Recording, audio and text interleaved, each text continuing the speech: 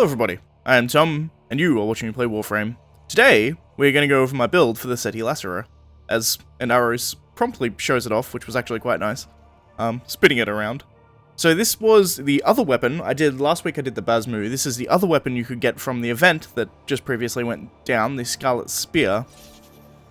I'll go into the build pretty much straight away. This is Ceti Lacera. It's one of those sort of chain whip sword things. Cool.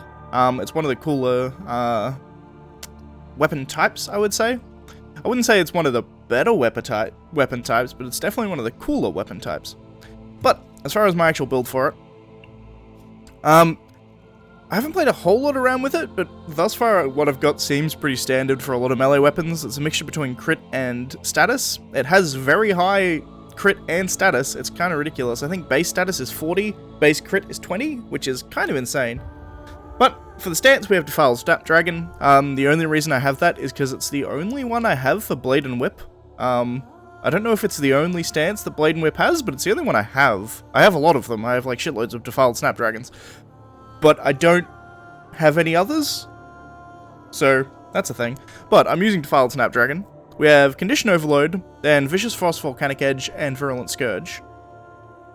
I've put Shocking Touch in here rather than the electric status mod, which is called Voltaic Strike. For a while I had... will that still work? It won't, actually.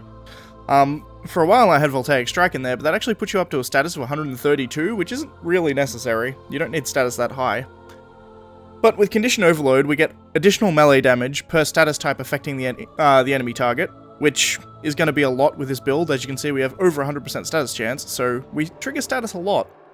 And the damage type is Blast and Corrosive. Again, you can swap these around to pretty much any order you want to get the required damage type. So you can go Gas Magnetic, you could go like that for Blast Corrosive, which is what I had. There we go. And then Radiation Viral if you wanted that. I tend to prefer Blast and Corrosive on melee weapons. I don't know why. I just like knocking people over with blast effects, I guess. But, as I said, we have all of the status, chance, plus damage mods, so Volcanic Edge, Vicious Frost, and Virulent Scourge. It's worth noting that this weapon, by default, actually comes with some electricity damage. It has Impact, Puncture, Slash, and Electricity at base, which is cool. But what that means is I can get pretty much any combination I want of damage types, just with these three, which is really, really good. It's actually incredibly useful. I have Shocking Touch down here just for more damage. That's just straight extra damage, the 90% damage mods. Very useful. We have Sacrificial Steel for 200% critical chance, which puts us up to a 60% critical chance, which is, I mean, not exorbitant, but it's up there. We have Organ Shatter for more critical damage, as well as Gladiator Might for even more critical damage, which gives our criticals a 5 times damage multiplier. Pretty standard as far as melee weapons go, really. With the current meta, you have status chance and crit as high as you can put them feasibly, and then you just pump damage, and it's essentially what I've done. It seems to be pretty good. I'll do my regular level 50 test, which is the general weapon test, with my regular guys, all corrupted. Simulate them over here.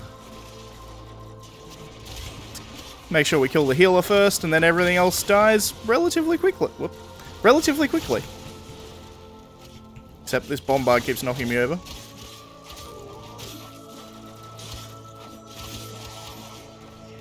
But without much issue,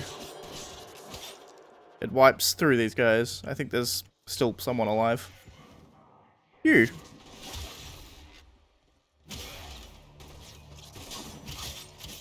And you. So yeah. Level 50 test is literally no problem. I just eat through them without even thinking about it. Similar with the level 80 test. If we pump this up to 80. Probably not 145. And simulate on level 80. I mean, they do more damage to me, so it's more dangerous to be up close and personal to them. But once again, take out the healer. Fucking bombards, knocking me over.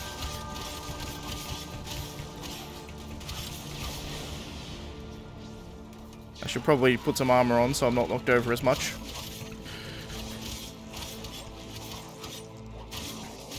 I'm kind of focusing the bombards just because they're annoying when they knock me over, but other than that, Defiled Snapdragon has the attack in it that kind of knocks the enemies up into the air, which is cool, because then they're not attacking you. But for the most part, the actual damage takes things out pretty damn quickly. It says Heavy Gunner, it's gone.